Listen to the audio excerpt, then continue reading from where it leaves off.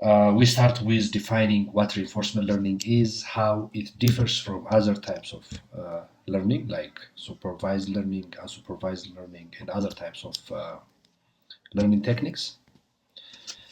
But before diving into the definition and essence of reinforcement learning, let's first see the evolutionary aspects of um, technology or digital technology in general towards artificial intelligence and then towards reinforcement learning. So, as you remember, we have this age called an industrial revolution age, in which um, we have repeated physical solutions or automated or automation of repeated physical solutions. So we used to entitle, or we entitled this one as an industrial revolution age or the machine age. Then we have the second one, the digital revolution age. This revolution, we automated the repetition of mental solutions in addition to physical solutions.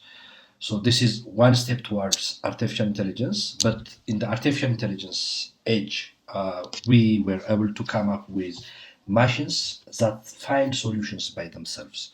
So that's what we call ML or machine learning or any other learning methodologies, deep learning, machine learning, can be categorized here. So generally, these technologies, these findings describes what artificial intelligence is.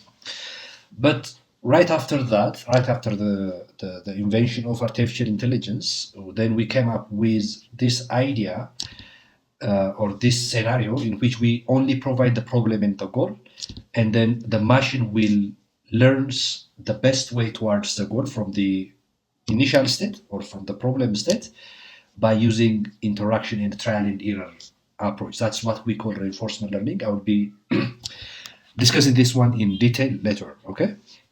So this learning, by having only the problem and the goal state, requires learning autonomously or autonomous learning to make decisions.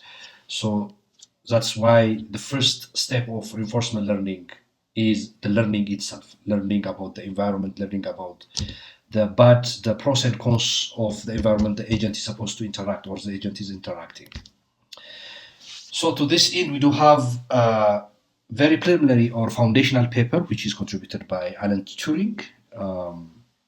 This paper. This is very common paper in the realm of artificial intelligence, computer science. Specifically, the idea of or the first model that like perfectly or correctly represents the human learning process or the human mind in general is depicted or stated by Alan Turing on his first publication on 1950. So in this paper, what he does was he tried to analyze the behavioral aspect of human mind or human brain, we could say. So then he said, we can assume a human brain as a white, just a white thing, like a white paper, which has only an initial state. And as the human does, it gradually accumulates information by interaction, by interacting with the external environment, it accumulates information, and then gradually the initial state, that white state, that empty state will be fulfilled with a lot of experiences and their corresponding regrets or reward. So he suggested that the same approach the human learns the environment, could be applied for the machine to learn its environment and come up with the best optimal solution or the possible optimal solution, I would say. So this is the first foundation or a benchmark or a jumping spot for reinforcement learning researchers to contemplate on the possible ways of coming up with machines that learns through interaction or trial and error, as the human does. So this mapping between how human learns and how machine should learn is first proposed by Alan Turing. So now, what's artificial intelligence? From the perspective of reinforcement learning, we can define artificial intelligence or even intelligence in general as to be able to learn to make decisions to achieve goal. So the most important keyword here is learning. Learning, So if something is able to learn, about its environment, then we can consider it as an intelligent being or an intelligent entity. So in general, intelligence generally can be defined as learning to make decisions, and those decisions should lead you towards some goals. So here we do have learning, the most important keyword, but we are learning to make decisions, and those decisions are all about coming up with the best actions to achieve the desired goals. So that being said about intelligence and then artificial intelligence, we have defined artificial intelligence in our previous classes.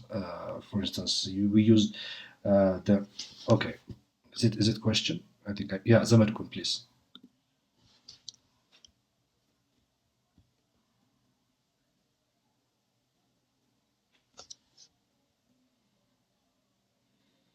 So from our previous class, for instance, we defined artificial intelligence from the rational agent approach, right?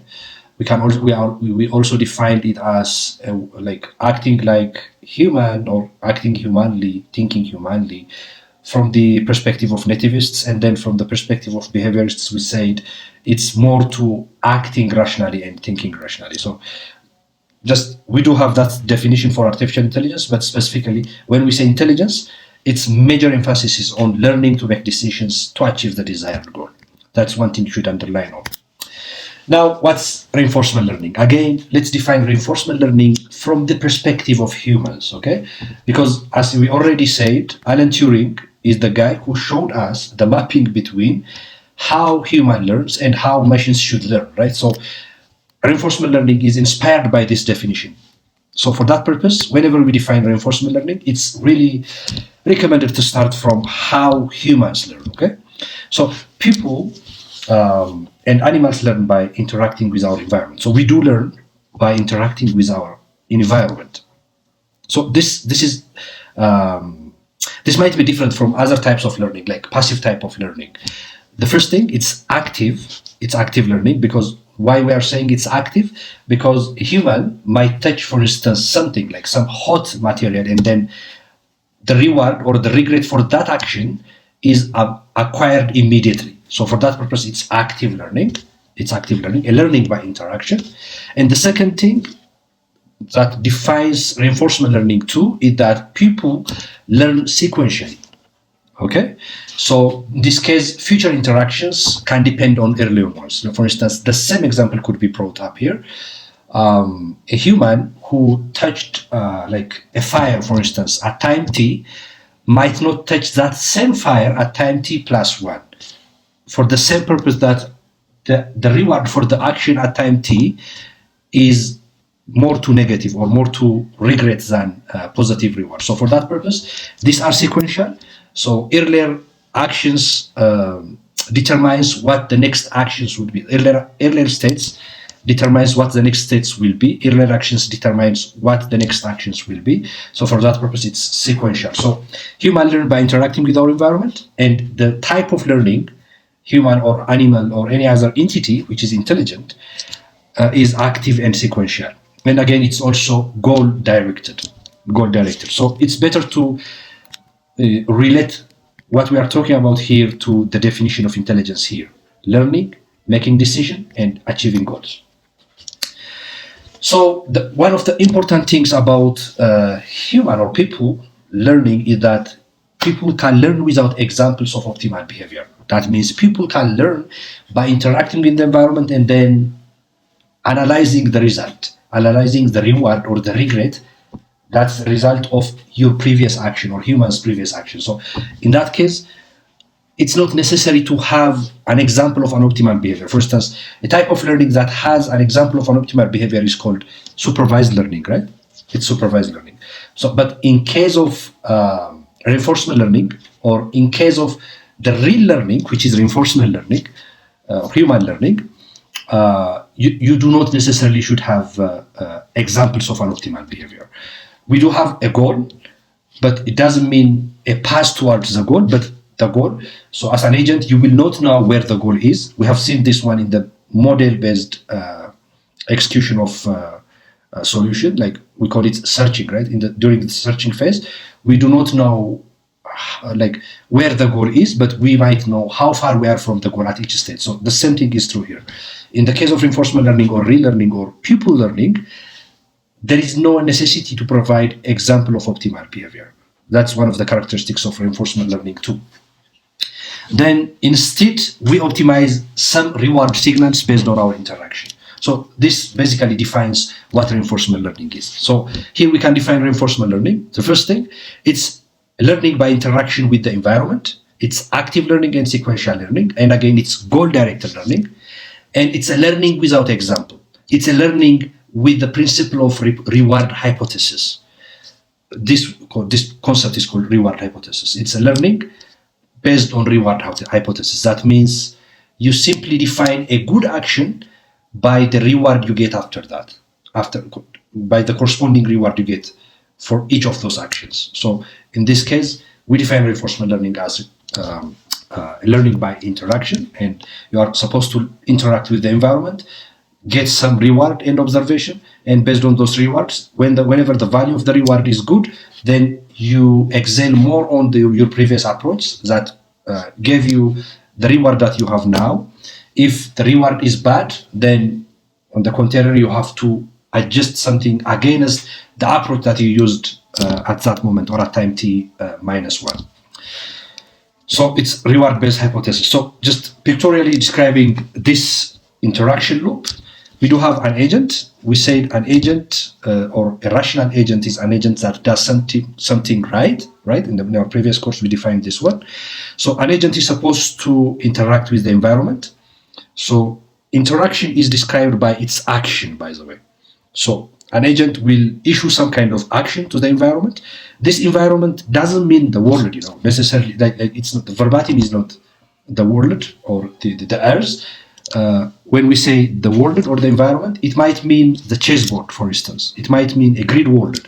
It might mean some kind of gaming environment, or it might mean the traveling Romania problem or traveling Ethiopia problem. Okay, so we do have the environment, we do have agent. So in between this, we have the principle of reinforcement learning, in which the agent issues action to the environment and observes the change of state.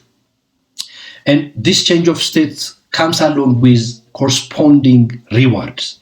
So an agent issues some action, observes the environment. If the environment and its corresponding reward is negative, then the agent will apply another action, to some extent different from the action it issued before, with the aim of acquiring better reward and better observation. So this is generally the reinforcement learning loop or the interaction loop. Okay, so the goal of this interaction loop is basically to optimize sum of rewards through repeated interaction. So whenever we say repeated interaction, we are referring to a trial and error approach. Okay, so for instance, agent might be somewhere here. The agent might be somewhere here. The goal might be somewhere at the top right corner of this plane. Then in between this, there are many possible actions and many possible states in your state space graph. That means the state space graph is the world. Then the agent learns by issuing one, say for the first round, one random action and it, given its proximity at time t, and compared to its proximity to the goal state at time t minus 1, then this is a positive reward. Okay? Then, like that, it will apply all possible actions aiming to reach to the goal state optimally. Then the one with best or larger cumulative rewards or sum of rewards is acquired, or the list of actions with the best cumulative reward is acquired or collected as a constituent of the best path towards the optimal solution. So I think this concept in our previous class, in the AI principles and techniques class, in that class we have been learning about this process, the whole process, and from the perspective of reinforcement learning, that is part of the reinforcement learning. The first part of the reinforcement learning, we call it learning. So in order to learn, one of the approaches would be, for instance, model-based learning. We call it searching. So as I already mentioned, reinforcement learning is learning based on reward hypothesis. That means in the case of reward hypothesis, any goal can be formalized as the outcome of maximizing a cumulative reward. So a cumulative reward is list of rewards or the sum of rewards you get after applying consecutive actions on the consecutive states of the environment. And the agent is responsible to do that.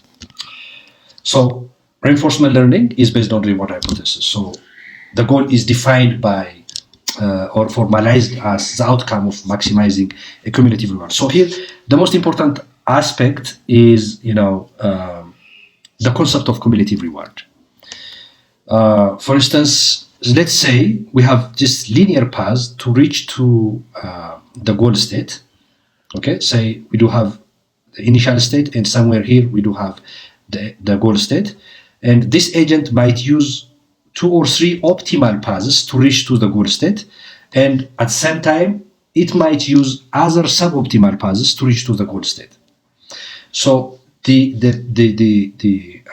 suitability or the optimality of a given action cannot be determined by itself, but by its cumulative impact. That means an action A that takes you from here to here does not necessarily describe how good it is, but its synergy with other actions and its synergy that provides the best path towards the goal state is the main key point to describe how good it is in this environment. So when we say cumulative reward, we are not talking about immediate reward. So for instance, if you are a greedy agent, you might focus more on immediate rewards, right? So for instance, you remember this greedy algorithm, right? The greedy algorithm always takes the best backward cost or actual cost, and it might end up looping somewhere, right? From our previous class.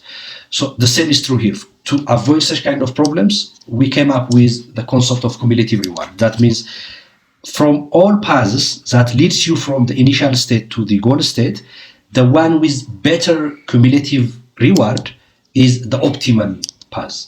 So there is no way to define an action by itself, but with the consequence or with the sequence of states and their corresponding cumulative rewards defines how good action is and how bad this action is.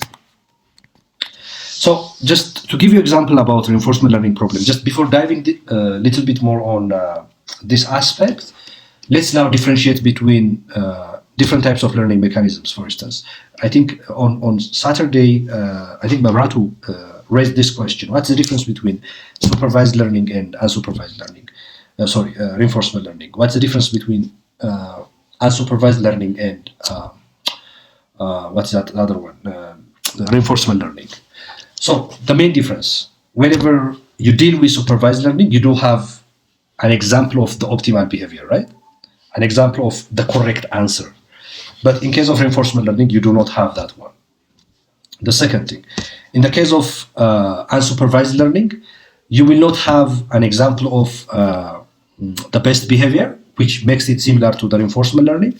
But the purpose of unsupervised learning is simply to mine patterns and to perform some kind of clustering based on those pattern similarities or by matching those patterns. But when you come to reinforcement learning, the purpose of reinforcement learning is not to build or to come up with some kind of clusters, but it's to learn the best path towards the solution by trial and error approach. Okay, we do have the goal state. We know when we reach to the goal state in the case of reinforcement learning, but until we reach to the goal state, our main purpose is to come up with the possible list of actions that leads you one step toward the goal state every time. So this is the major difference between supervised learning, unsupervised learning, and reinforcement learning. So usually reinforcement learning is a problem-solving mechanism. Whenever you have a problem which is characterized by sequence, for instance, adversarial games could be characterized by this kind of sequence. Other types of game could be characterized by alternating sequences. So for that kind of problems, we could use reinforcement learning problems. So that being said about what distinguishes reinforcement learning from other types of learning, like supervised learning and unsupervised learning. Now let's see some of the examples of reinforcement learning problems. The first one, flying a helicopter. So managing an investment portfolio, control a power station, make a robot walk, play video on board games. We can consider this as reinforcement learning problems as long as they have reward and corresponding regret. So any problem that needs interaction with the target and provides or requires you to be guided by the corresponding rewards or the output rewards and regrets can be considered as reinforcement learning problem. So in this context, we do have a fly helicopter, for instance, fly helicopter problem. We can say it's a reinforcement learning problem because it does have reward. Like we can consider airtime as a reward, inverse distance as a reward. In the case of, for instance, making a robot walk or make a robot walk, the reward could be distance or it could be speed, okay? So if the goal is to learn via interaction, so these are all reinforcement learning problems. If you have to interact with the environment and if you have to guide your consecutive actions or subsequent actions based on the reward you get from your previous action, then such kind of problems can be generally described as reinforcement learning problems. So there are distinct reasons to learn in general. The first reason to learn is to find solutions, right? To move from some state to the goal state, to find solution, to come up with a solution for a given problem. So that's the first reason to learn. So in this regard, for instance, supervised learning solves this problem. Supervised learning solves this problem. So finding a solution. For instance, a program that plays chess really well could be achieving one type of solution or one sort of solution. A manufacturing robot, for instance, with some kind of item relocation could be considered as, an agent that learns, that means intelligent agent that does this kind of operation. But the most important part, which is the second part of the second reason of learning, is adaptation. And this adaptation is online adaptation. It's not offline adaptation. For instance, in the case of supervised learning, it's rather offline adaptation than online adaptation. You do not have to interact with the real environment, but you have to interact with a model of some presumed real environment that might not be really representative of the environment. So in such kind of cases, we even tend to face with overfitting problems, right? Whenever the data set doesn't align with the real environment. So the two reasons of reinforcement learning is the first one, solution, finding solution, and the second one is adaptation, but specifically online adaptation. This online adaptation is the ability to deal with unforeseen circumstances. So we might classify this one, or we might label this one as the capability or the capacity to generalize, or we usually call it generalizability of a given machine, the capacity of a given model, I would say. But this is even beyond generalizability. For instance, if we were talking about adapting offline, then generalizability strictly describes this one because, in the case of generalizability, for instance, in any deep learning or machine learning algorithms, we first train our model using predefined independent and dependent variables. Then after that, we test our model in unforeseen circumstances. But whenever you see defects with your model in that unforeseen circumstances, you do not update it online. So in that case, we can say, okay, we are not updating our model online. So with that, given that scenario, then our model's generalizability capacity is this % in case of ROC or AUC or any other metrics. But in the case of this adapting online, we are not talking about that kind of generalizability, but we are talking about continuous learning mechanisms, or being able to continuously learn efficiently and in real time or online by interacting with the environment. So most of the learning algorithms, they satisfy the first reason or the first essence of learning, which is finding solution. But the most important essence of learning is adapting online, or having the capacity to learn online from the real environment. For instance, look, assume a child. For instance, assume a child who doesn't know anything about this world. So his parents might not have told him anything about this world. He might confront with, say, a cat, for instance, a naughty cat, let's say. Then for the first interaction, that cat might bite this guy or this little kid. So in the second incident, it might again bite this kid. As this process goes on and on, this intelligent agent will learn from those previous situations or circumstances. So so the conclusion from this would be, whenever I confront this cat, she will bite me back, or she will bite me. So this is a negative reward. So for the next time, whenever he sees or she sees such kind of things, this child will cry or will do something to go away from that cat or that entity, right? That's the nature of human being, or that is the nature of, in general, an intelligent entity. So the same thing should be modeled in artificial intelligence, and that can only be modeled by using reinforcement learning. This second aspect can only be modeled using reinforcement learning, because in this case, we are allowing our machine to learn from interaction in real time. That means online, during operation. Okay, so it's better to see reinforcement learning's unique features from these two perspectives.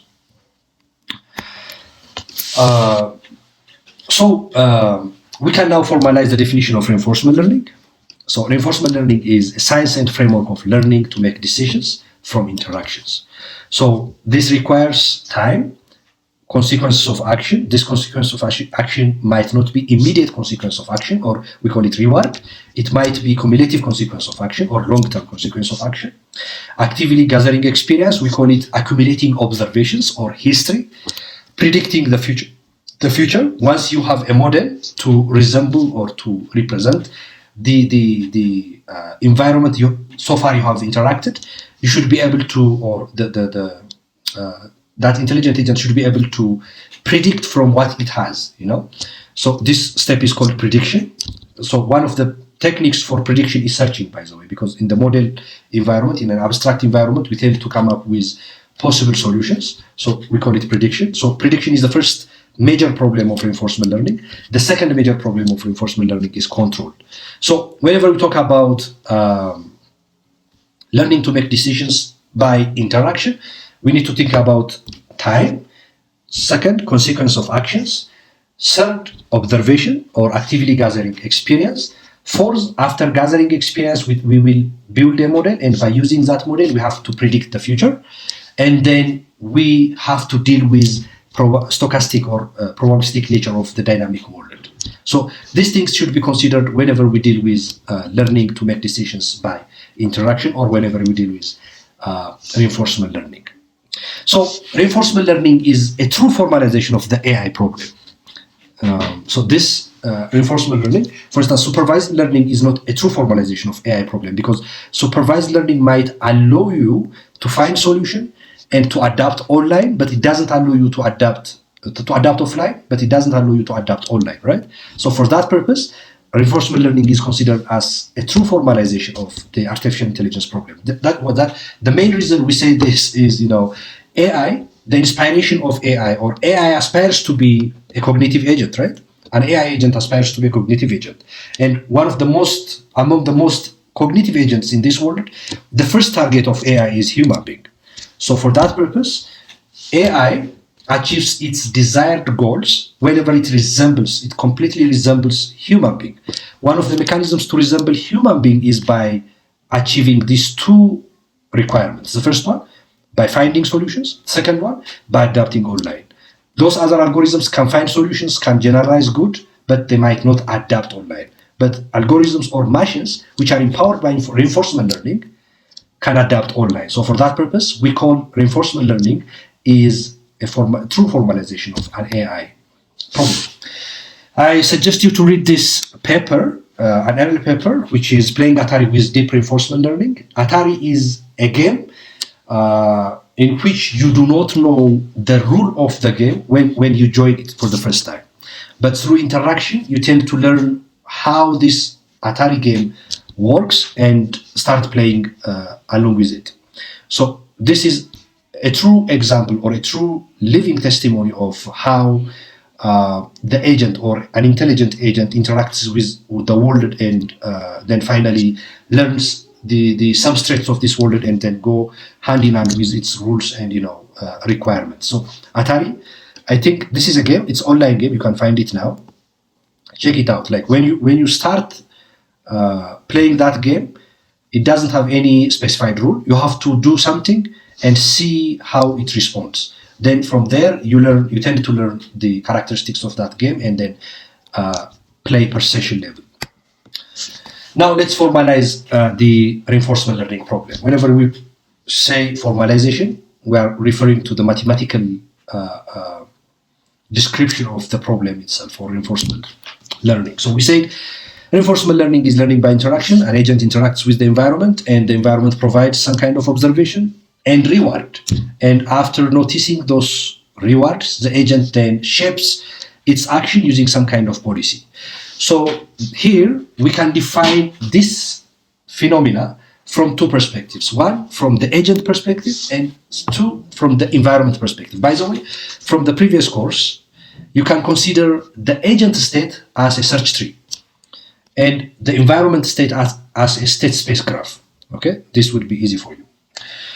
So at each time, at each step t, or at each time t, the agent receives observation t and reward rt, observation ot and reward rt. We do have agent, we do have action before, so for that action, we observe the state of the environment at time t, and then the corresponding reward rt, always when we start interacting with the environment. Then, after observing the state of the partial state, usually this is a partial state, okay? After observing the partial state of the environment and its corresponding reward, then we come up with a policy that generates this action. And we issue this action to the environment. That is what the agent does at time t. Then, on the other hand, the environment receives this action at time t, which is issued by the agent, and emits another observation which will be considered as the state of that environment as a consequence of the action issued by the agent at time t. So we call it OT plus 1, O at t plus 1, and it's called by trial and error. We have observation at the first time and corresponding reward, and for every observation and corresponding reward, there will be a policy to drive what?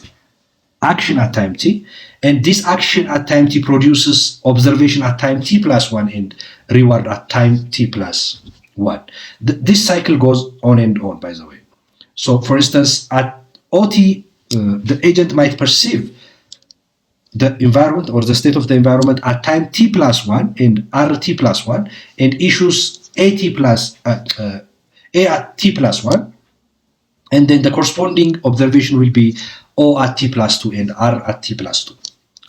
So this is the preliminary constituents of the reinforcement learning environment. So we have been talking about rewards, right? So now let's talk about what reward is. So the first thing, reward is scalar. So there is no such thing as a bad reward or a good reward. There is, either a small reward or a large reward. So the complement for this one would be regret.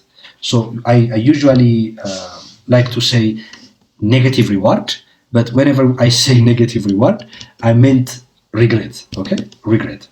So a reward at time t is a scalar feedback signal. That means whenever we say it's a scalar, it does have a magnitude, but it doesn't have a direction, right? So there is no such thing as negative and positive, but it's a signal, a feedback for your previous action. For instance, RT is a signal for your previous action AT minus 1. So this reward indicates how well the agent is doing at step T. Okay? For instance, if RT is, for instance, minus 1, or RT is 1, let's say, then this means it's a description of how an agent is doing at that moment, at time t. But it's a consequence of the previous action A at t minus 1 and the previous state of the world S at t minus 1. Okay, so the overall goal of this reinforcement learning agent is to maximize the cumulative reward. What does it mean? We already said the process is a trial and error process. That means there is a repetition. We tend to learn as a reinforcement learning agent. We tend to learn by repeating actions and observing the environment. And then on top of those observed environments, we have to apply another action like that repeatedly. So for that purpose, the overall goal of a reinforcement learning agent is to maximize the cumulative reward. What do we mean? The cumulative reward is the reward from the initial state, or the reward for the very first action and for on top of the very first state of an environment to the very last action in the very last state of the environment, whenever we exit searching, or whenever we stop looking for the solution, or whenever we acquire the solution. So we represent this one as a return, or we call it G at time t, capital G at time t. So capital G at time t is the sum of all rewards from R at time t plus 1, because for every action at time t, you get reward at time t plus 1, right? So you cannot issue an action at time t and get its corresponding result at time t, but the assumption is you issue action at time t and you get observations and rewards at time t plus 1 on the next time. So this does not mean necessarily the unit doesn't mean necessarily it's a second or some kind of minute, but the resolution is based on the action and response manner. So for every action at time t, the second alternator will give you rewards at time t plus 1. Okay, so this sequence of rewards for every sequence of action on top of every sequence of states is called return. So we already said reinforcement learning is based on reward hypothesis. That means we define the reinforcement learning problem, or we formalize it as the outcome of maximizing GT, or the return, or the cumulative reward. The second thing we need to discuss about is the value of state. You are familiar with this term, value of state. We have been doing so many calculations to get the value of state of an agent, or a state actually. So we call the expected cumulative reward. This GT is called value of state, or value. That means GT is basically the value of that state at time t. Okay, the value of that state at time t, or it's simply the contribution of the current state the agent produced for the final goal state. We call it value of state. So value of state is the result of the expected function. The expected function, sometimes we call the expected function is a Bellman function. I'll discuss about that one later. But the value of state is computed as the cumulative reward, or the return, given the current state S, or the current state S at time t minus. Okay, value of state is expected cumulative reward. Mind you, it's expected cumulative reward. We are talking about prediction given some state at time t. Some state of what? Some state of the world as perceived by the agent. So we call it the agent state.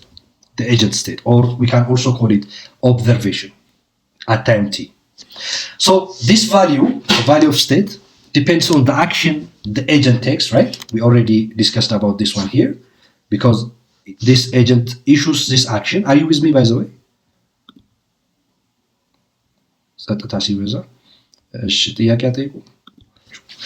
So we already said, ምን ብለናል? እዚህ ጋር ያለው አክሽን ፕሮዲውስ የሚያደርገው ሪዋርድ at t plus 1 ነው ኖቲስ የሚደረገው ወይም ኦብዘርቭ የሚደረገው ብለናል፣ ራይት? ኦብዘርቭ የሚደረገው ያኔ ነው ብለናል። ስለዚህ እዚህ ጋር ስንመጣ value of state ምን ላይ ዲፔንድ ያደርጋል አለ? the value depends on the action the agent takes. action the agent take የወሰደው የትኛው ነው? በዚህ ኬስ at ላይ ነው። ኦኬ ቫልዩ ኦፍ ስቴቱ ዲፋይን የሚደረገው የቱ ጋር ነው? በሪዋርድ ነው፣ በኩሙሌቲቭ ሪዋርድ ነው ብለናል። ስለዚህ ኢሚዲየት ሪዋርድ ፕላስ ከዚህ በፊት የነበሩት ሪዋርዶች ኩሙሌቲቭሊ አንድ ላይ የምንወስዳቸው ከሆነ ሪተርን ይባላል ወይም ኩሙሌቲቭ ሪዋርድ ይባላሉ ወይም በሌላ ቋንቋ ምን ይባላሉ እያለን ነው። ሶ ቫልዩ ኦፍ ስቴት ቅድም ካብራራ ነው ጋር ስናነጻጽረው value of state is return no basically given what some state its return, its expected return, its expected cumulative reward given some state at time t at the moment ማለት ነው። And we can further substitute this return with its sequentially applied actions. Then we can say value of state is the expected sum of rewards given state of the agent at time t or given the current state ማለት እንችላለን ማለት። So as we already mentioned, the goal is to maximize the value of state or the value of this state. Okay, so here what we do is we usually change the actions and see which actions provides us the best value of state. Okay, that's what we call trial and error approach. So rewards and values defines utility. You are very familiar about the word utility. So rewards and values define utility of states and actions. Okay, so since there is no supervised feedback, we tend to usually guide our navigation through the utility of the state or the value of state and the value of action. So wherever we focus more on the utility of states, we call it value of state. Wherever we focus on the utility of action, we call it action value based technique. Or from the first class of this course, from the first course overview session of this course, we defined reinforcement learning problems into three. The first one, or a mechanism to solve reinforcement learning problems into three. The first one, value iteration mechanisms, which is utility of state based mechanism. Then policy iteration based mechanism, which is action value based mechanism. And the third one was action critic mechanism, which considers both utility of state and utility of action depending on the situation. So we can define this, the value of state, recursively. So we can say the return gt at time g at time t, or the return at time t, is equal to immediate reward, which is rt plus 1 plus gt plus 1. So this is simply this with time t plus 1. So this will lead you to calculate rt plus 2 plus gt plus 2, right? So this is recursive function. So this can be rewritten as value of state is equal to the expected immediate reward plus value of state at time t plus 1 given the current state of the agent. So this again gradually leads us to the Bellman equation, which is the same as this value of state equation, but with one different operand, which we call it discount factor. I will talk about what discount factor is, why we need discount factors in the next consecutive slides. So we said the goal of reinforcement learning and this trial and error approach or repeated execution approach is to maximize the value of state by taking the best actions which we learn from repetitive procedures. Okay, so as I have already said, the goal of this reinforcement learning is to select actions to maximize the value of states. Okay, but actions have long-term consequences, and again rewards may be delayed. What does it mean? We might be applying, let me go back here. The agent at time t might be applying action at t. Say this action at t is called A. Then the first scenario plus n being some number, above 1. So since there is such kind of problem, reinforcement learning problem is not generally, or basically issuing some action to the environment, observing the immediate reward, and then fine-tuning your actions and issuing it again. No, it's not. It's mainly based on long-term rewards rather than immediate rewards. So that's why we said it's a process of selecting actions to maximize value, but this process of selecting action is mainly guided by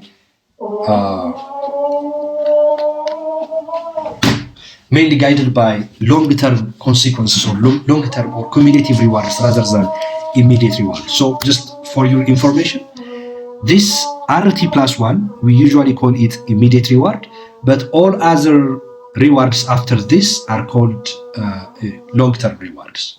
So the summation of these long-term rewards could be referred to as cumulative reward. Cumulative reward. Okay.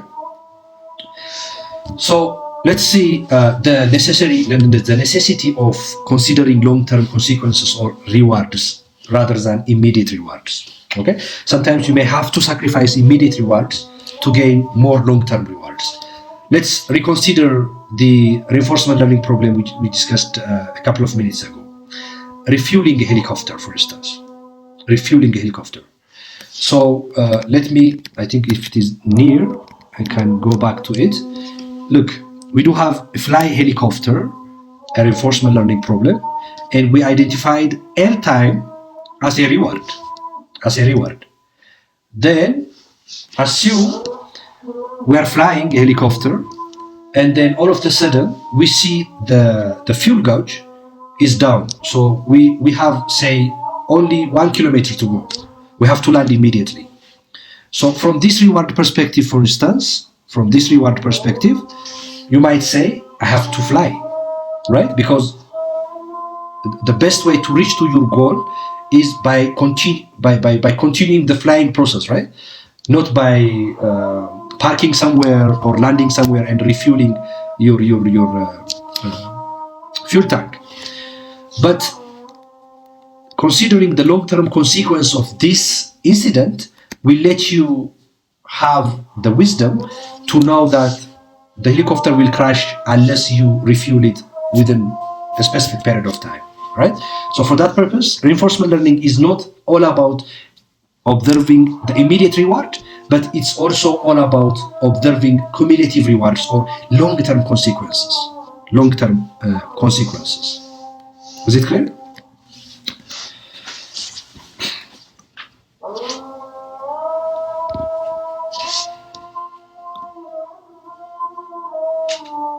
Okay, so the refueling helicopter case is one scenario.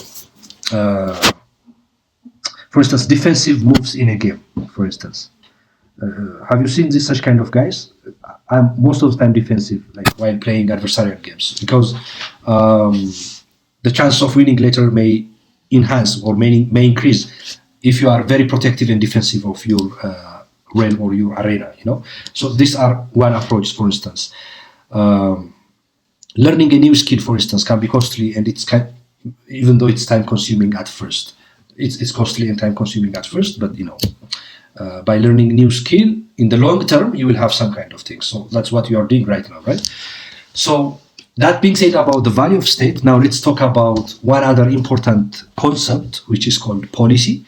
A policy basically is a mapping from states to actions. A mapping from sub-state to action is called a policy. So far we have discussed about the value of state. We said value of state is defined as a cumulative reward or return. Okay? That means that cumulative reward can only be acquired whenever the agent repeatedly interacts with the environment and accumulates its observation and corresponding rewards. So for the agent to take some action, it should have some kind of policy. Because policy is a mapping or an agent or an entity or a function that produces actions based on the current state of the agent. So we can also evaluate, or you can also compute how good our actions are in addition to how good the state of an agent is in relation to the goal state. So this can be done by calculating the value of actions rather than the value of the state. So in the previous session, we have been talking about the value of state. This is basically the value or the contribution of this state S at time t for the overall cumulative reward, okay? Or for the fact that how far it is from the goal state. But when we come to actual values, this is basically the value of the contribution of, or the value of the contribution of the action for the overall proximity of the agent state to the goal state. Okay, so we represent it as using the Q function. If you hear, for instance, Q learning, deep Q learning, deep Q based reinforcement learning, deep Q reinforcement learning, it's mainly based on action values. So we use Q function to represent or to calculate the value of an action at time t. So it's more or less the same as the value of state, but the perspective is different from the value of state. Here, our perception is mainly directed to the action, not the values, or the states, or not the state, the value of the state, but the value of the action the agent is taking at time t. So the value of an action given the state of an agent S is computed or calculated as the expected return given the current state S and the current action A. Look, there in the previous one, the value of state is what? The cumulative reward or return given the current state. Here we are only considering what? We are only considering the current state of an agent. But here we are considering both the current state of an agent and the action being taken, which will result in the observation at O at t plus 1 and reward R at t plus 1. So action value SA, that means the value of action A given the state S, is calculated as cumulative reward given the current state and the current action being taken. This can further be expanded as follows, because GT is RT plus 1 plus RT plus 2 plus RT plus 3, like that. So we'll take like details of this in our consecutive chapters. Okay. Now let's talk about the core concepts of reinforcement learning from the formalism perspective. So one way or the other, we have been talking about the environment, because the agent interacts with the environment. The environment is mainly characterized by dynamic nature, or the nature of the environment is dynamic. That means whenever you apply action, it will change its state, or the part of that environment visible to the agent will change somewhat. So it is a main characteristics of dynamic entity. So the environment is dynamic. The second one, the reward signal. The reward signal, the better reward signal you have, the good proximity you have against the goal state. And again, the other core concept here is the agent. The agent in itself contains the agent state. This is either the complete state of the world or the partial state of the world. We do have under agent state a policy. A policy is a function for the agent to produce action. We do have value function estimate. We'll talk about this function estimators in the I think in the 6th or 7th chapter of this course. But value function estimate, that means without directly interacting with the environment, you tend to calculate the value of state of a given action in a long-term manner. You know, like you might have an immediate reward, but for all those consecutive rewards, you will execute your value of state function in a simulated world or in a such type of mechanism. And the other one, we do have model. A model is an abstraction of the environment. That means it's what you predict what will happen whenever some kind of action is issued to the environment. So without actually executing that action on the real environment. Okay. Now let's talk about the agent in detail. So we said that among the components of the agent, we do have the agent state. The agent state is usually a partial state. Okay, we do have an observation at time t, for instance. We have state of the agent. We are talking about this state of the agent. From this state of the agent, we will use a model to predict the next state. That's one thing. We will use policy as a function to come up with an action that will lead you to the next action. So at time with this action and with this prediction model, you will have another state of an agent at time t plus 1, which is so. In relation to this one, we are specifically talking about the agent state, but there is also an environment state. The environment state is an exhaustive list of states, or from the previous class, for instance, an environment state is the state space graph. That means it's a state in which all possible states are represented, all possible actions are represented. So usually this environment state is not visible to the agent, and most of the time the totality or the entirety of this environment state is not relevant to the agent. So here we need to come up with a mechanism to extract the relevant portions of this exhaustive list of states or the environment state. So we'll talk about that one. But whenever we say agent state, it doesn't necessarily mean the environment state. It usually means the subset of the environment state which is visible to the agent. But in some conditions, again, the environment state might be the same as the agent state. Okay? Might be the same as the agent state. For instance, if the environment is small enough to be perceived by the agent at one time or through sequential manners. So the agent state usually is defined as a history generally. And this history is a sequence or a full sequence of observations, actions, and rewards. So observation at time, say, 0, action at time 0, and its corresponding reward and observation, and again the same thing continues like this.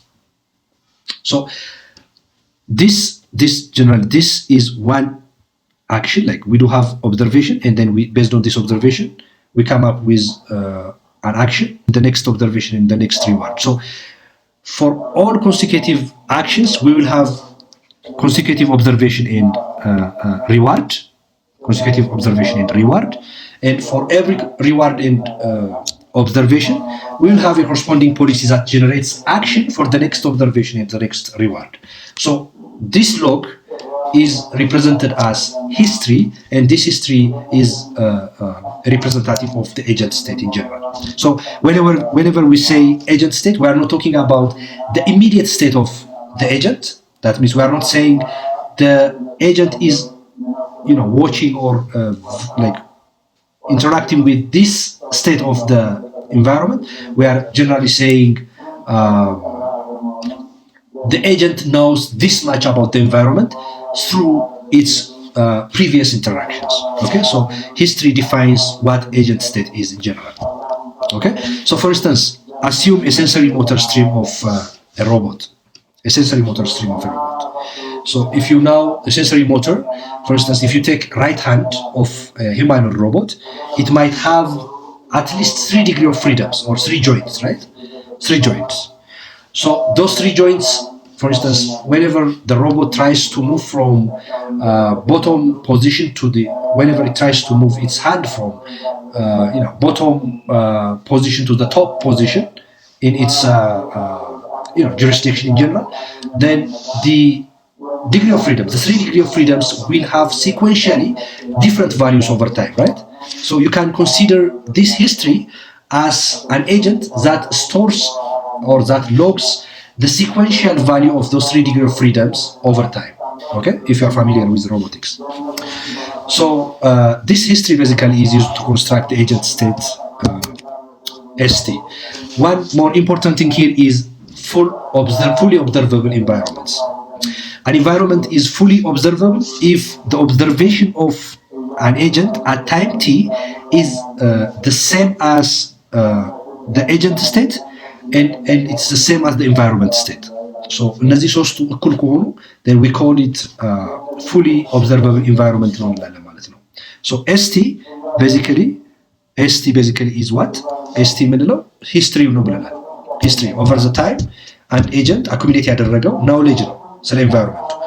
OT ደግሞ on top of that ያለው የኤጀንቱ perception observation ነው, whether it is accumulated or not.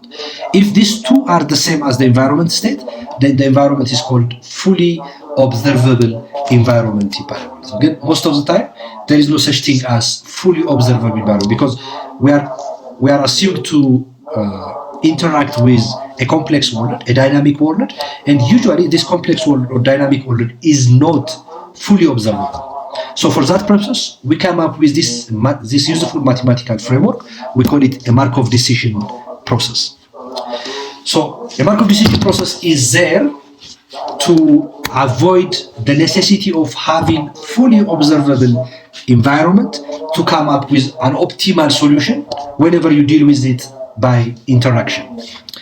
So according to Markov decision process,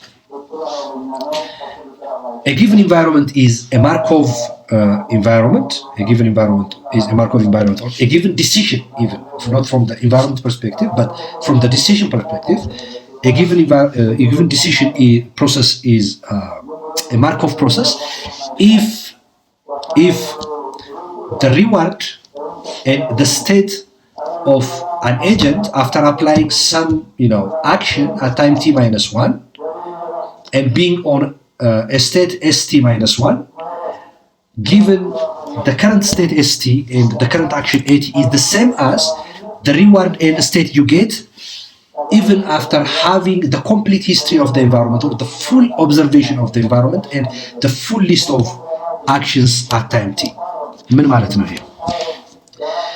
A decision process is Markov የምንለው መቼ ነው? reward እና corresponding state ከማጋ እኩል ከሆነ ነው።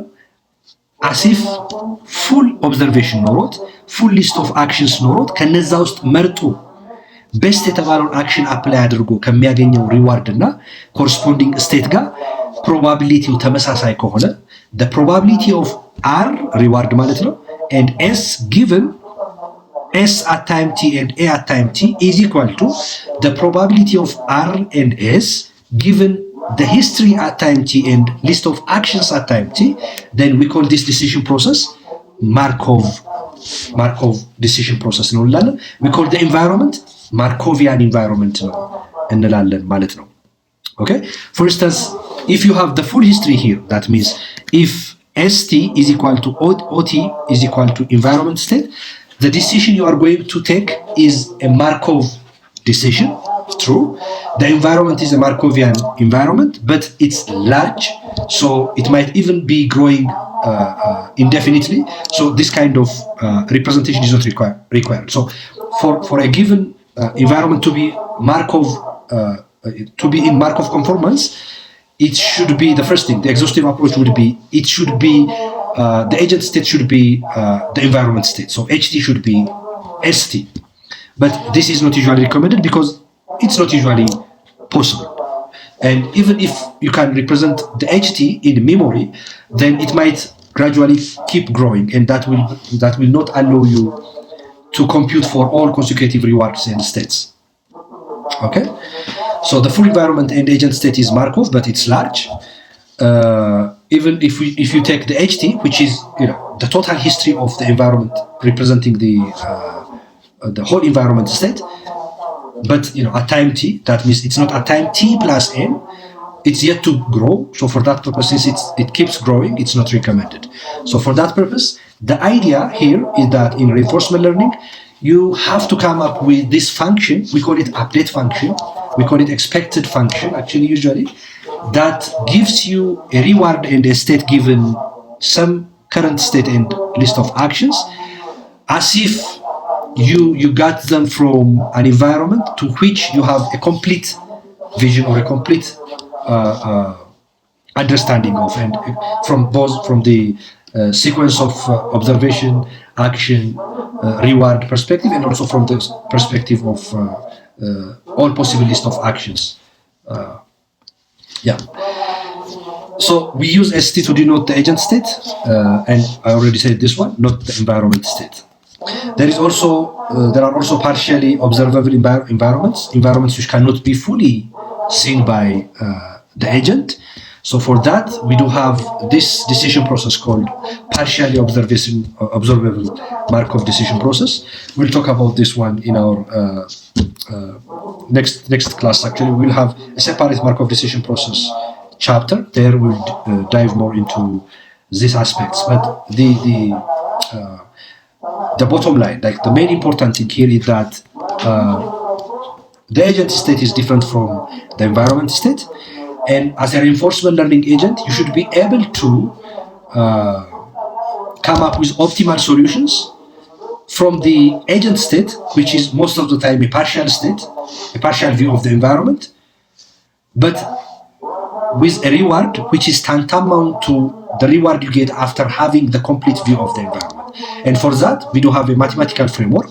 We call it the Markov decision process ማለት ነው።